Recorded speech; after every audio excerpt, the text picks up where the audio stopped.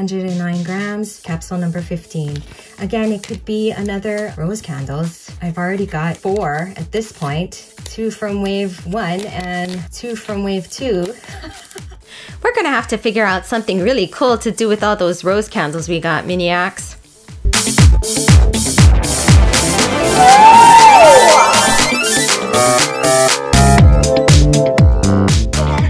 Hey there, fellow Miniacs! In this episode of Diva Diorama, we'll be putting together some of the candles from the Make It Mini Lifestyle Series 1 collection. If you saw our collection challenge videos for this series, you know how many garden rose candles we ended up with and that I had promised to try doing something special with them.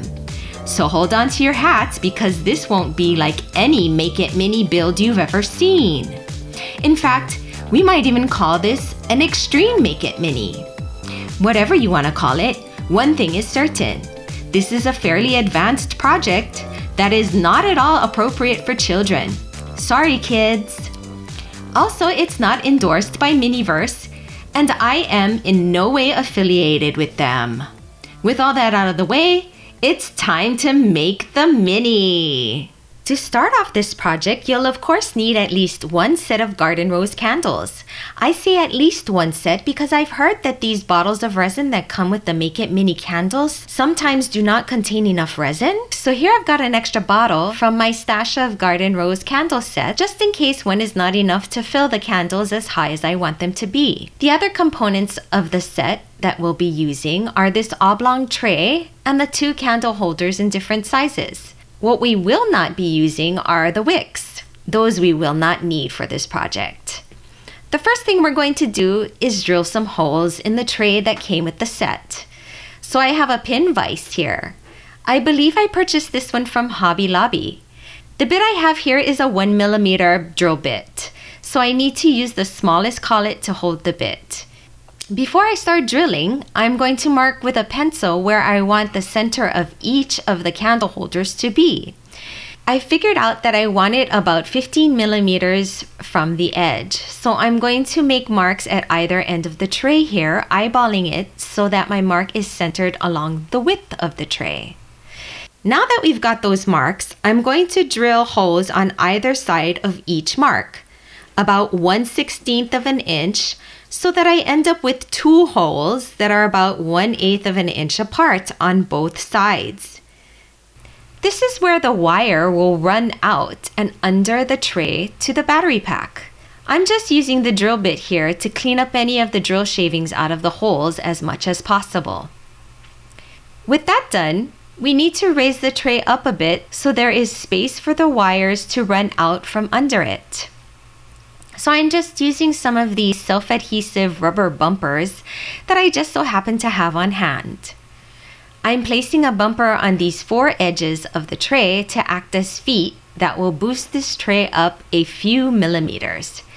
If you don't have any rubber bumpers, you might be able to form some out of hot glue. But beware, this tray is plastic and can possibly melt, so I'd suggest forming dots of hot glue on a piece of parchment and allowing to cool first before removing and gluing onto the tray. With that done, I am now going to drill holes in the candle holders. I'm going to use the little pimple of plastic at the center of the inside of the cups as a guide. And like I did with the mark I made on the tray, I'm drilling 2 holes on either side of that little pimple. Again, just eyeballing it. A note about using a hand drill to drill in this plastic. It's actually very easy. You barely need to use any pressure. Just a bit of pressure applied is enough to get the drill to do the work. Again, I'm going to clear out as much of the drill shavings as possible to get clean holes. So with that done, I can now bring in my LED diodes. These are 3mm diodes in a yellow color that flicker like candlelight. I want to make sure both of them work before using them in my project, so I'm going to perform a pinch test to make sure they light up. I've got my cell battery here and I place it in between the wires or leads of the diodes. The longer lead of the diode indicates the positive lead, while the shorter one is the negative. So I touch the positive lead to the positive side of the battery and the negative lead to the negative, and voila! Both of these light up. So now I can be confident about using them in my project. You'll see me perform this pinch test throughout the process to make sure that after each step, the diodes still perform. There's nothing worse than spending hours on an LED project just to discover at the end that the lights do not come on. Believe me, I know, from experience. So this LED will essentially be replacing the wicks in this Make It Mini project. We will be installing them into these candle holders by poking the leads through the holes we drilled and then wiring them underneath.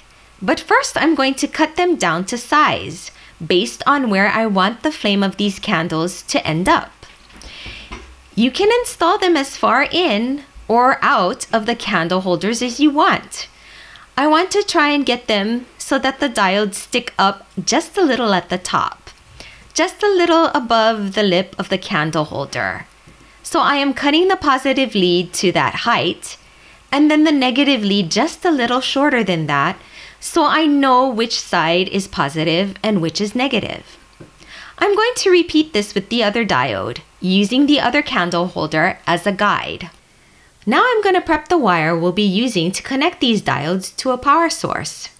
I've got some very fine electrical wire here in a gauge that is appropriate for use with this very small project. I purchased this wire from evandesigns.com. They have a wonderful array of electrical supplies specifically for use in miniatures, and their customer service is top-notch. This wire has both a red wire to indicate positive and black to indicate negative.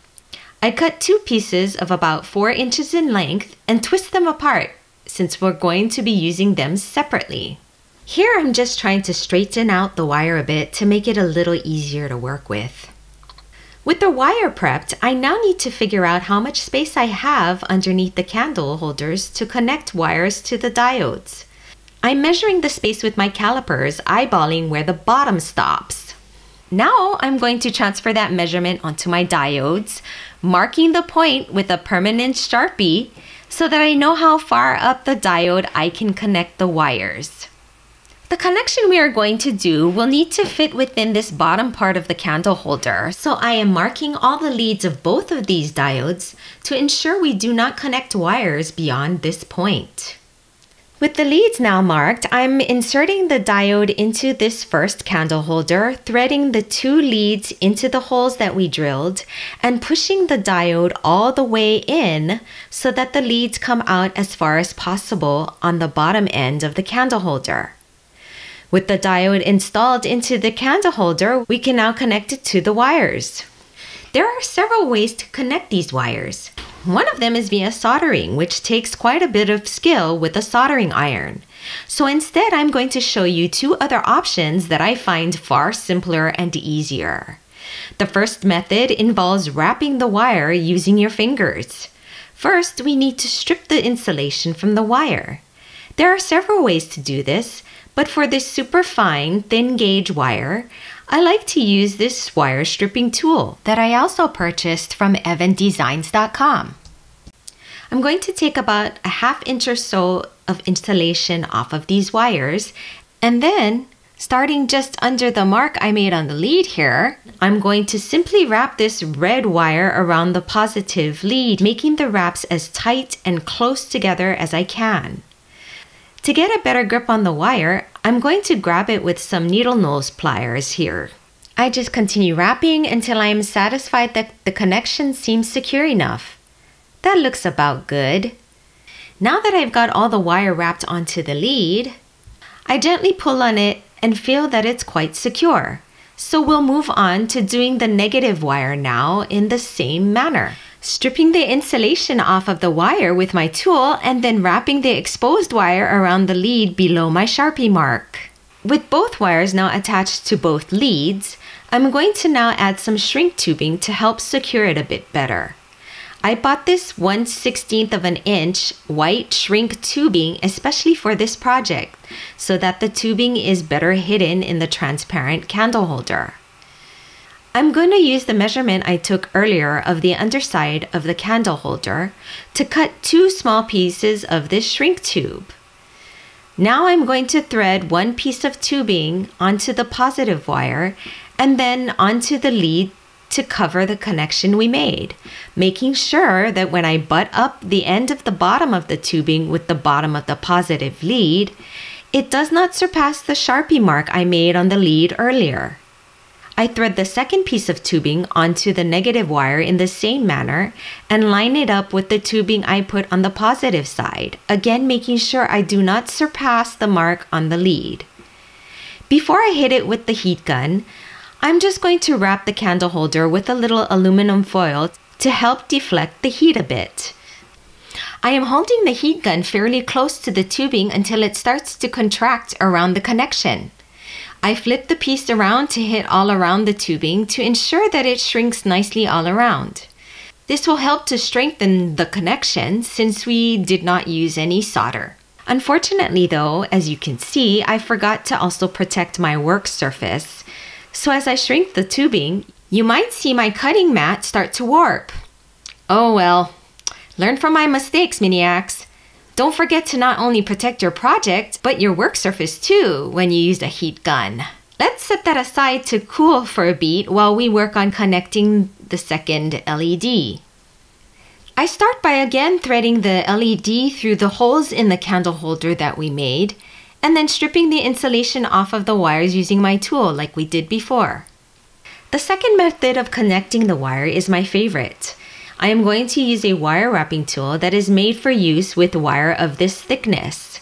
I learned about this wonderful tool thanks to watching John of Tabletop Witchcraft. If you haven't seen his channel yet, be sure to check out my link to his video about this tool in the description box below. To use this tool, I'm going to insert the wire into the side of the wire wrap tool, making sure that the wire catches onto this little slot in the tool and comes out on the side like this. Then I'm going to take the tool and have the other wire insert into the larger main hole in the tool and then twist the tool to wrap the wire. Let's do that again with the other side. First, I insert the wire into this skinny slot on the side of the tool so that it comes out of the tool like this. Then I place the tool onto the other wire, or in this case, the lead of the LED, making sure that it is inserted into the main hole that is centered in the tool. And then I twist the tool to wrap the wire, and voila! Once again, we want to make sure that we insulate our connections to ensure that the 2 bare wires never touch. So again, we'll thread our shrink tubing onto the wires and hit it with the heat gun. I'm going to let that shrink tubing cool off a bit before touching it again. But with both of these LEDs installed, I'm going to now check that they fit on the tray. So I'm just threading the wires through the holes we drilled in the tray earlier. And now I'm just checking to make sure that the bottoms of the candle holders are making perfect contact with the tray. And they are. Before moving on, we want to make sure that our connections so far are working. So I'm stripping the ends of these wires so we can do a pinch test. And I'm actually having a bit of a difficult time because my hands are a bit sweaty and there's less wire to grab now, so it keeps slipping through my fingers. So I'm just using some tissue and my needle nose pliers to get a good grip on the wire so I can finally strip it without marring it. And with the pinch test, we see that the LEDs are working perfectly. The next step is to secure the diodes into the candle holders using some of the UV resin that came with the kit. So I've removed the candle holders from the tray and I've got the first one here with its bottom side up. I'm opening up the little bottle of beeswax, quote unquote, and I'm going to use a toothpick to dig a nice gob of resin out of the bottle.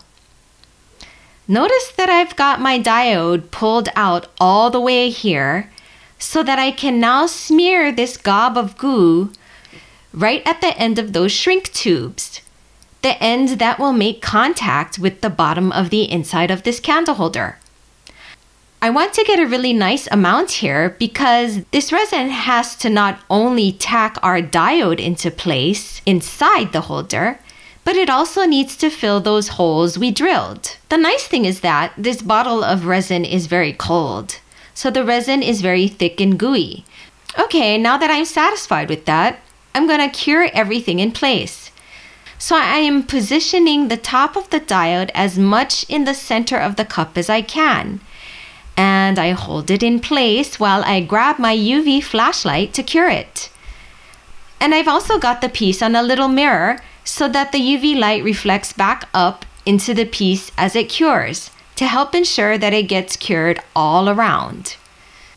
So it's been about a minute or so, and now I'm checking if the UV resin is working to keep the diode in, and wow guys, I have to say that I'm pretty impressed with how sturdy this feels.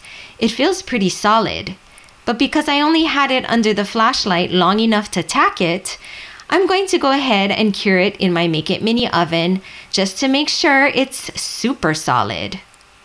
I'm going to repeat the process on the second candle holder. Again, I'm going to pull out the diode as much as possible from the bottom of the candle holder and apply my gob of UV resin at the top of the shrink tubing on the leads. Then I'm going to position the diode so that it is running as perfectly as possible through the center of the candle holder. And then while I'm holding it, cure it under the UV flashlight for a minute or so.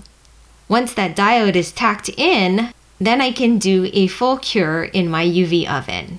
With both diodes secure in the candle holders, we're going to thread them both back onto the tray.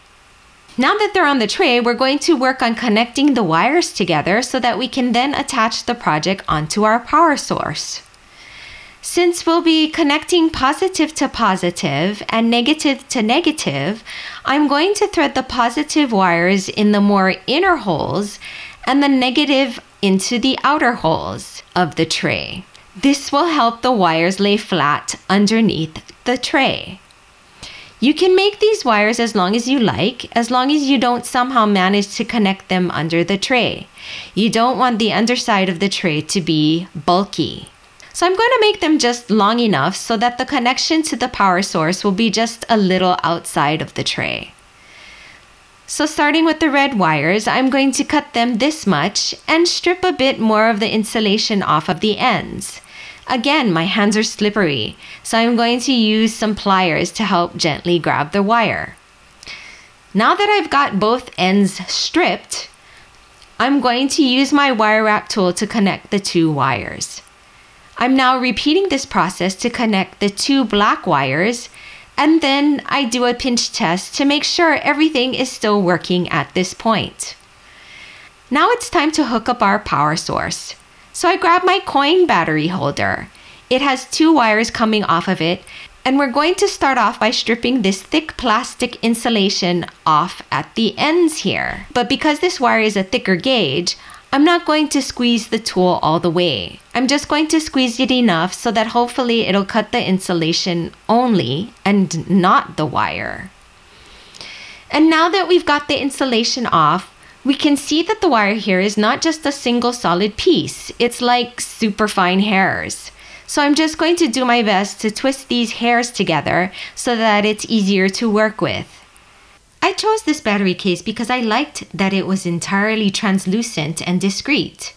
Unfortunately, there are no clear marks on the wiring to indicate which is the positive and which is the negative wire. So I'm going to install a CR2032 coin battery in the little compartment here and make sure that the little switch is turned to the on position. When I touch the wires of the battery pack to the wires of the candles, the LEDs come on. So I now not only know that the battery case works, but I also know which wire is which.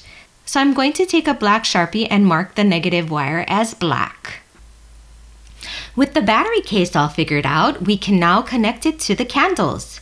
But first, we need to make sure that we thread some shrink tubing onto the wires now.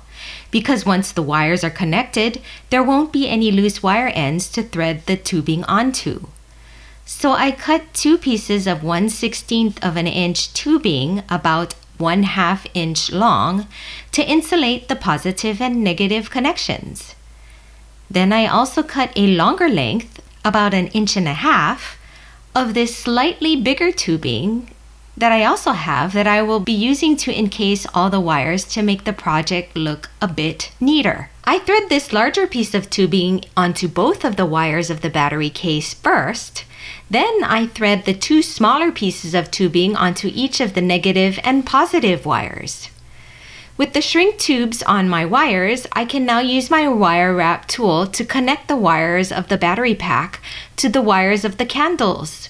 First, threading the negative battery pack wire through the little slot in the tool, and then inserting the tool onto the negative wire of the candles, and then twisting to wrap the wires together.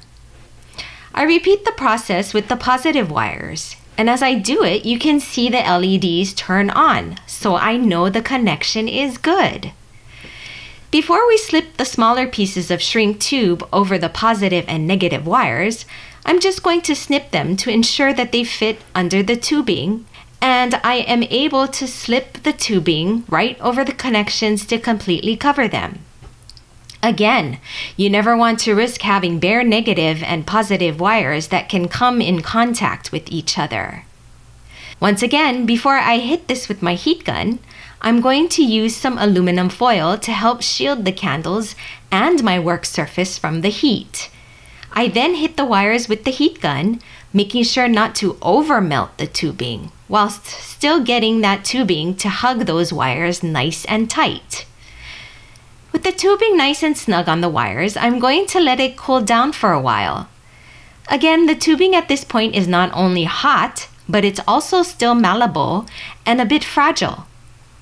Now that we've let that sit for a while to harden back up again, we're going to work on attaching these 2 candle holders to the tray. I'm going to once again use the resin that came with the project, but since it's light pink in color, it might actually be better to use a color that would blend in better with the tray, like a clear or white resin if you have it, say from one of the other Make It Mini Lifestyle prizes. I'm once again going to grab a gob of this resin and carefully apply it just under the lip of both of these candle holders. Again, you want to get a fairly good amount of it there because you want a good enough bond between the candle holder and the tray. But since I'm using a color that will not blend in as well with this tray, I'm going to be careful not to use too much.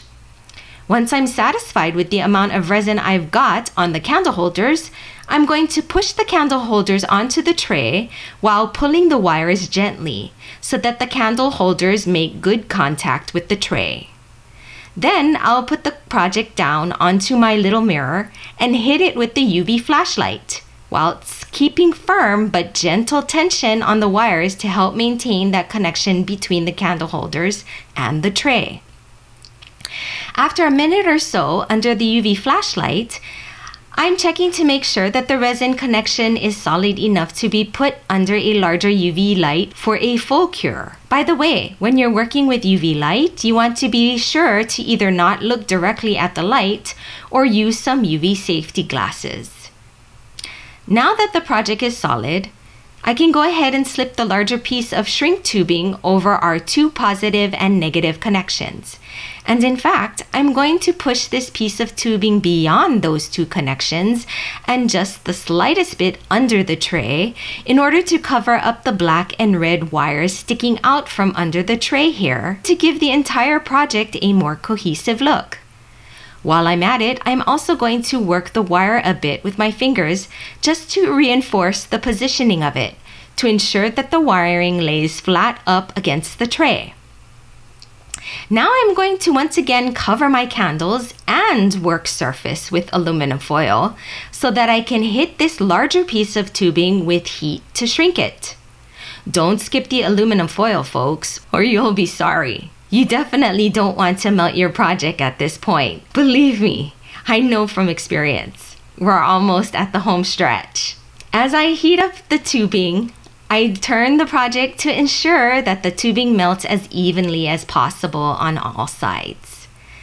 I'm going to allow that tubing to cool thoroughly before we move on to the next step, which will be to secure the wiring to the bottom of the tray using resin. Now that the tubing has cooled, I turn the project to the underside of the tray. Because of all the careful work we did throughout this process to make sure that the wires stay flat up against the underside of the tray, the wires are pretty much already in the right position, but I'm just going to give it one more smash for good measure. We don't want the candles to topple over due to any tension in the wires or bulk on the underside of the tray. We want it to be able to lay flat on a surface. Once I am happy with the wires, I'm again going to take another goop of our resin using my toothpick and place it right at this point where the shrink tubing comes in contact with the underside of the tray. I'm also going to smear it around all of the wires here to add additional structure to this joint. I am holding the project, making sure that the wires stay in contact with the tray as I hit the resin with the UV flashlight. As usual, I cure the resin just long enough to tack the project, and then take it to fully cure under my larger UV lamp located off camera. The candles have fully cured, and I have to say again, guys, that I am really impressed with this resin. It has so far been easy to use, and the project feels really solid once it's cured. We're about to see if this resin still holds up when it is used as intended. So far it has been wonderfully thick and goopy, which has really served us well, but now we're probably going to want it to flow more easily in order to fill these candle holders. So I've got some hot from the tap water here, and I've poured it into this little porcelain sake cup that just fits the little bottle. After 5 minutes of it being in this bath, the consistency of the resin does seem a little looser, so I'm going to change the water and let it sit another 5 minutes. I think that should be enough. I checked the resin again after 5 minutes and it looks a little better, so I'm fitting the nozzle onto the bottle, and we'll also try to insulate the bottle a bit with some of that aluminum foil since the ambient temperature is pretty cold here. The MGA instructions recommend keeping the bottle upside down for at least a minute before using the resin, so we'll do that too. But I have to admit that I'm kind of getting impatient here. I'm so excited to get these candles filled, guys. So let's start already. I grab the bottle and stick the nozzle straight into the candle holders as far as it'll go. I'm gonna try my hardest to keep the outside and very top insides of the holders free of resin. So should the bottle fart, I don't want the resin to splatter onto these areas. Honestly, this bottle feels like there's nothing in it, but I'm squeezing it here and more resin is coming out than I expected. So I'm slowly filling the candle holder, constantly going around the diode here. But now the bottle is starting to fart, producing just tiny gobs of resin at a time.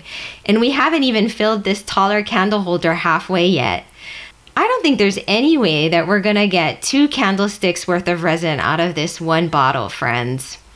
The flow from the bottle has already reduced to an occasional trickle, and I don't want to be here all night waiting for whatever tiny residual amount is left to come out. So we're going to open another bottle and forgo soaking it in a hot water bath to see what the difference is. And right off the bat, the resin from this second bottle just does not want to come out. So I'm gonna go back to the first bottle here, because even as little as I get from it, at least it's something. Wow, guys, I really thought that this was gonna be the easiest part of the project, but it's turning out to be the most tedious and time-consuming. I keep having to go back and forth between the bottles and waiting for the resin to come out. At this point, the resin is literally coming out drop by drop. But I do finally manage to eke out enough from these 2 bottles so that both candle holders are filled to a level where the resin just kisses the bottom of the LED lenses. So we're calling it done, folks. The MGA instructions also suggest allowing the resin to settle. So I'm going to go find something else to do for a while to leave the resin to hopefully level off on its own. But before I walk away, I'm just going to carefully adjust the position of these LEDs so that they are centered within each of the candles. Now that it has been left sitting for a while, I hit it with my UV flashlight for a preliminary cure, just to harden the resin enough so that I can then transfer the project safely into my larger UV lamp off camera without fear of disturbing the resin in any way, by knocking it or dropping it or what have you. So here's the final product after curing for 5 minutes under my UV lamp. With the battery pack tethered to the candles, it allows you to display the candles in one spot while the power source is kept hidden nearby. For example, I am placing the candles on the top shelf of my Make It Mini kitchen, and I'm going to hang the battery pack over and behind the wall here, so that it's hidden from view. And there you have it, Miniacs! Make It Mini Lifestyle candles with working LEDs that flicker like real candlelight. If you enjoyed this video and would like to see more content like this, the easiest way to let me know is to hit that like button. But please don't hesitate to also let me know what you think in the comments below. While you're at it, don't forget that you can share this video with your collector friends too. Finally, I want to especially thank subscribers to my channel. Not only is it extremely helpful, but it really means a lot to me. Thank you for watching, and remember, growing old is unavoidable, but growing up is optional. So do something fun today. Until next time, friends. Bye!